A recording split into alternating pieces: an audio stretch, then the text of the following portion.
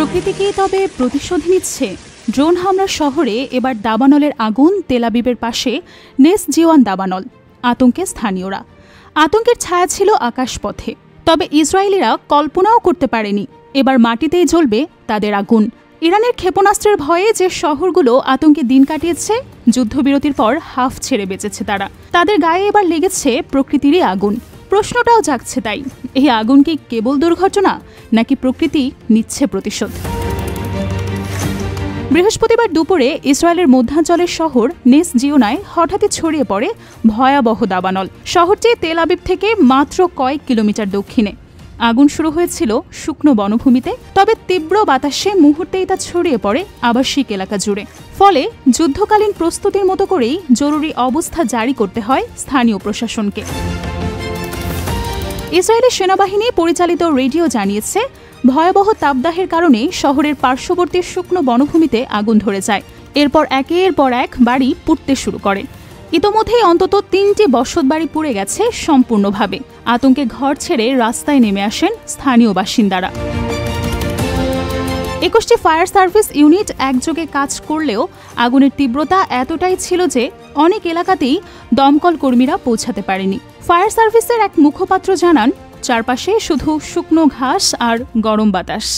এই পরিবেশে আগুন দমিয়ে রাখা প্রায় অসম্ভব। আমরা লড়ছি, কিন্তু প্রকৃতি যেন আরও বড় কিছু দেখাতে চায়। জরুরি ভিত্তিতে আশেপাশের বহু পরিবারকে সরিয়ে নেওয়া হয়েছে। স্থানীয় এক বাসিন্দা মিডিয়াকে বলেন, আমরা ভাবতাম শত্রু বাইরে, কিন্তু আজ বুঝলাম আগুনও শত্রু হয়ে উঠতে পারে। এটা শুধু আগুন নয়, এটা একটা ঘুমন্ত আতঙ্ক। এদিকে জেরুজালেমেও আগুনের আশঙ্কা প্রবল। মাত্র ১ মাস আগে মে মাসে বিশাল অগ্নিকাণ্ডে শহরটিতে আহত হয় ২১ জন এবং প্রায় ২০,০০০ ডুনাম বনভূমি পুড়ে ছাই হয়ে গেছে। ইসরায়েলি আবহাওয়া অধিদপ্তর জানিয়েছে, বৃহস্পতিবার দেশের কিছু অংশে তাপমাত্রা ছুঁয়েছে ৩৪ ডিগ্রি সেলসিয়াস, যা জুন মাসের রেকর্ড তাপমাত্রা।